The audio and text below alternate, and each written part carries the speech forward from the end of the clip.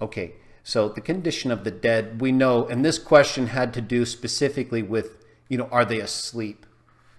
And so I'm just seeing if the question from the person has been posted yet. Okay, then I'm just going to go based on the message she sent me. So, all right, we have descriptions like in Ecclesiastes 9, Ecclesiastes 9, 5, 6, I believe. And in that chapter, we have Solomon's description of what he sees, right? The eventuality that befalls pretty much everything. And there he describes what happens to beasts, what happens to humans, whether you're a king or a servant.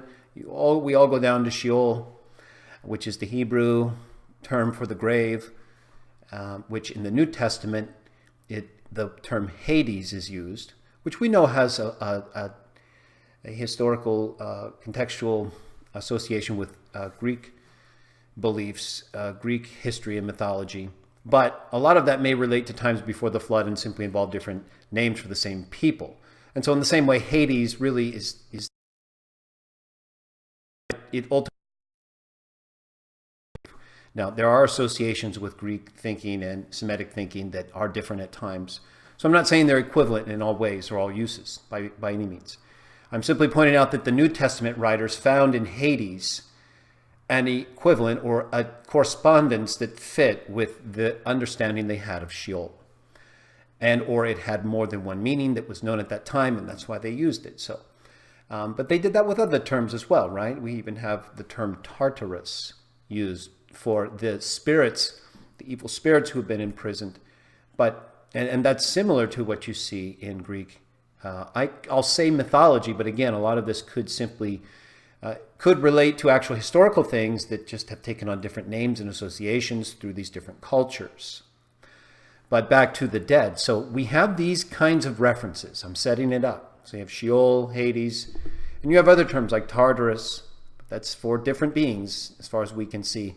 Spirits of actual, evil spirits or titans, but not humans like us. So that puts us back to Sheol, Hades. The condition Solomon describes is that there's no work, no knowledge, no understanding.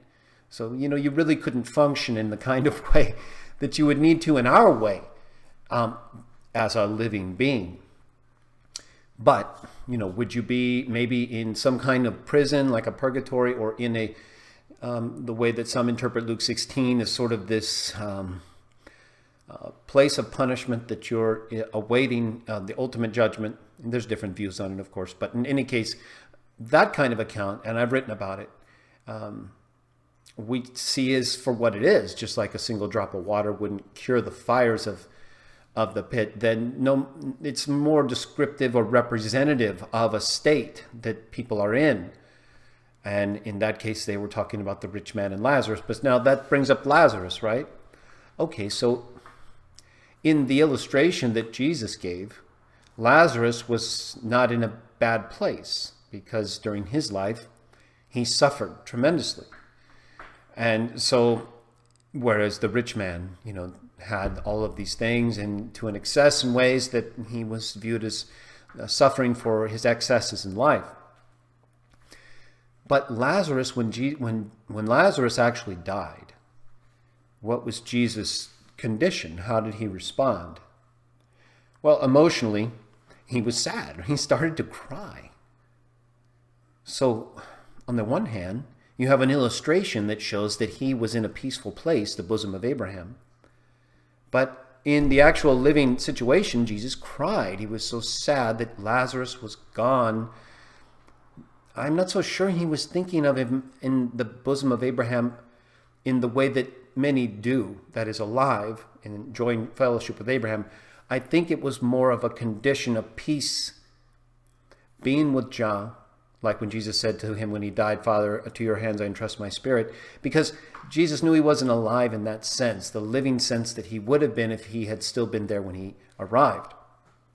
Otherwise, I'm not sure what to make of the extreme sadness if he was really still alive with Abraham in the afterlife. It's possible. Again, these aren't things that we require as Christian witnesses of Jah, that you have to have a defined view of all things living and dead. But these things are told to us. So consider those two accounts is one thing. the rich man and Lazarus, and then the actual account of Lazarus' death. And what did Jesus do? He brought him back. He brought him back. And so Lazarus that we know, we don't really know exactly what he would have said or did say to everybody about his condition, but what Jesus described him as and others would be like sleep or dead sleep. And that's the descriptions that are used elsewhere in the New Testament. For example, in John 5, Jesus refers to the time when all those who are asleep in the memorial tombs will come out after they hear the voice of the Son of God. So when does that happen? So now the question is, okay, if they're asleep, there's two views, right? That you could either be alive and enjoying some kind of peaceful afterlife association with people like Abraham, that you're living to Jah just like Abraham's living to Jah because you're with him. Or, because remember Jesus, when he told the Pharisees, he's not the God of the dead, but of the living, because they're all living to him. So there could be a way in which Jah is actually living with them, but a way in which they're only living to him in the sense that he's the source of life.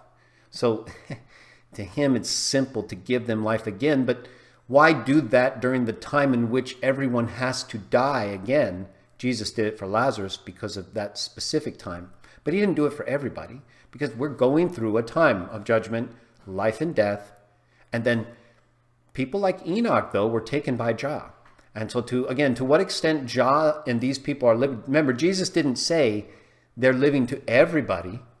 In the account where he told the Pharisees, he says he's the God of the living, not of the dead, because they're all living to him. He didn't say they're living to everybody. He didn't say they're living to everybody in heaven and to me, just not to you. He said they're living to him, Jah, the source of life. And he takes you, when he receives your spirit, there's no better place to be. Believe me, whether you're asleep or alive, because he has the keys. And who did he give them to? He gave them to Jesus, his son. Jesus says, I have the keys of death and Hades, equivalent of Sheol, in Revelation 1.